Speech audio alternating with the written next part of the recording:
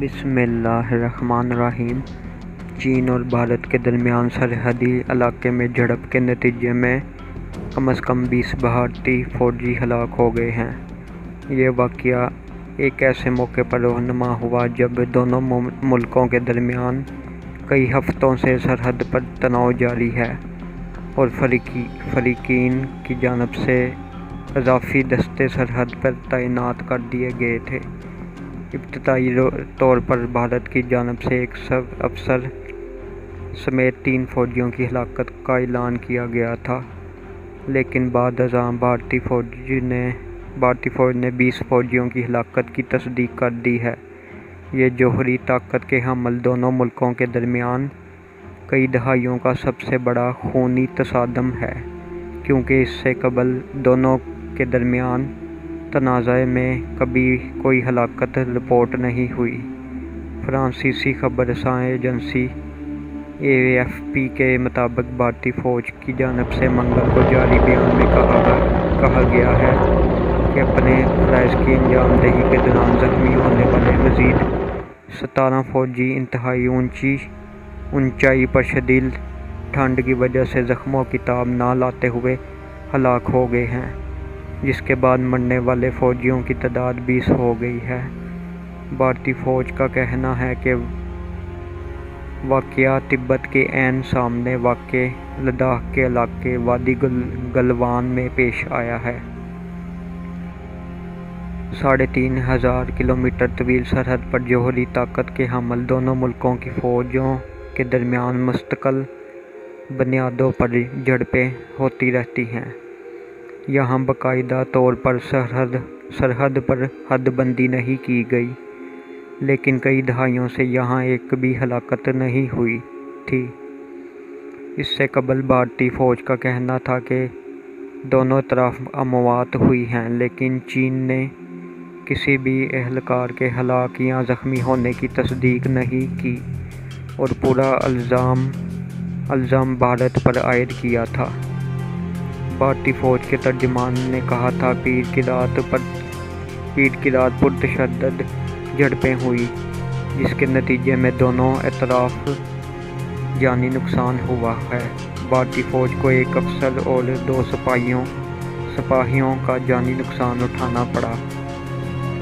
तर्जुमान ने कहा था कि दोनों फरीक़ैन सीनियर फ़ौजी क़यादत इस वक्त मौके पर मौजूद हैं ताकि सूरत हाल के तनाव में कमी लाई जा सके।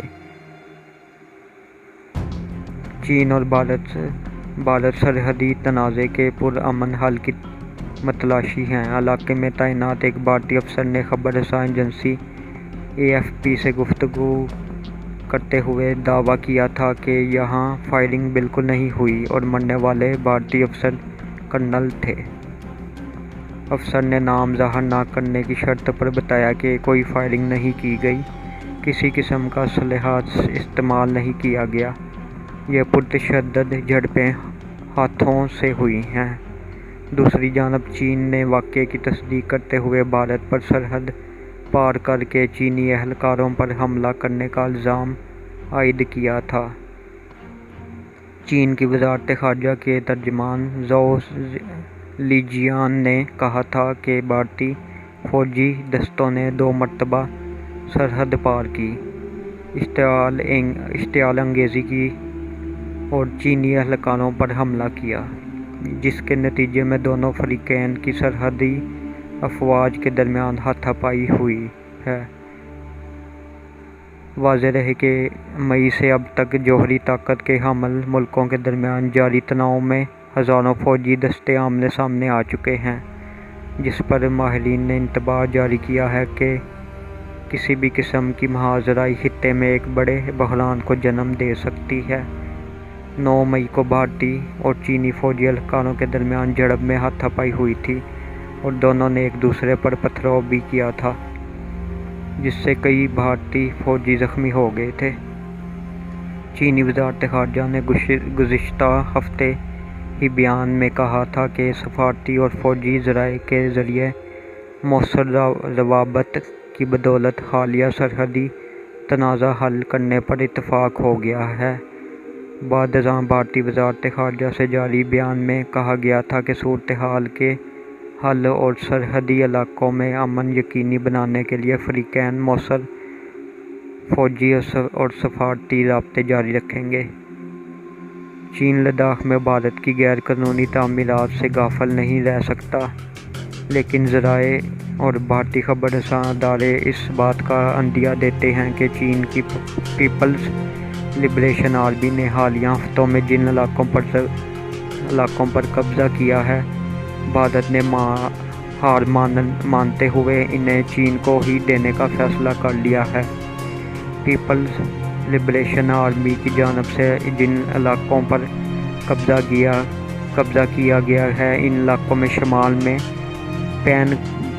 पैनगोंग त्सू झील और स्ट्रेटजिक अहमियत का हामिल वादी गलवान का अहम इलाका भी शामिल है। दोस्तों, हमारी वीडियो को लाइक करें और चैनल को सब्सक्राइब करें और बेल आइकॉन प्रेस करें। शुक्रिया। अल्लाह हाफिज़।